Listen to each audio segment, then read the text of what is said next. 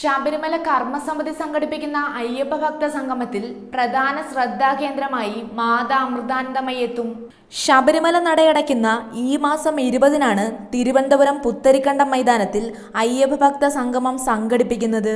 ശബരിമല യുവതീ പ്രവേശനത്തിനെതിരെ നടത്തുന്ന ഈ പരിപാടിയിൽ 2 ലക്ഷത്തോളം വിശ്വാസികൾ പങ്കെടുക്കുമെന്നാണ് വിവരങ്ങൾ.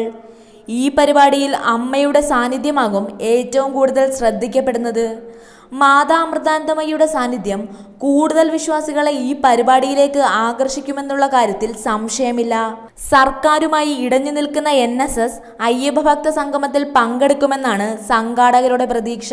കൂടാതെ കേരളത്തിനകത്തും പുറത്തുമുള്ള പ്രമുഖ ആധ്യാത്മിക ആചാര്യന്മാരെയും സാമുദായിക സംഘടനാ നേതാക്കളെയും ഇതിൽ പങ്കെടുപ്പിക്കും. ശബരിമലയിൽ ആചാര സംരക്ഷണം ആവശ്യപ്പെട്ട് 18-ന് സെക്രട്ടേറിയറ്റ് വളയൽ സമരമാണ് കർമ്മസമിതി ആദ്യം പ്രഖ്യാപിച്ചിരുന്നത്. എന്നാൽ പിന്നീട് അത് മാറ്റി അയ്യപ്പ ഭക്ത സംഗമം രൂപീകരിക്കുകയായിരുന്നു.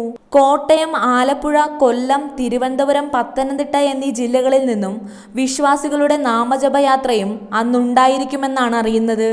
അയ്യപ്പ ഭക്ത സംഗമത്തിന്റെ ഭാഗമായി നാളെ രാവിലെ അയ്യപ്പ മണ്ഡപങ്ങൾ ഒരുങ്ങും. തലസ്ഥാനത്തെ പ്രധാന കേന്ദ്രങ്ങളിലാണ് ഇതൊരുങ്ങുന്നത്. കൂടാതെ ഇവിടെ അയ്യപ്പ വിഗ്രഹവും വിളക്കും വെച്ച് പൂജയും നടത്തുന്നു.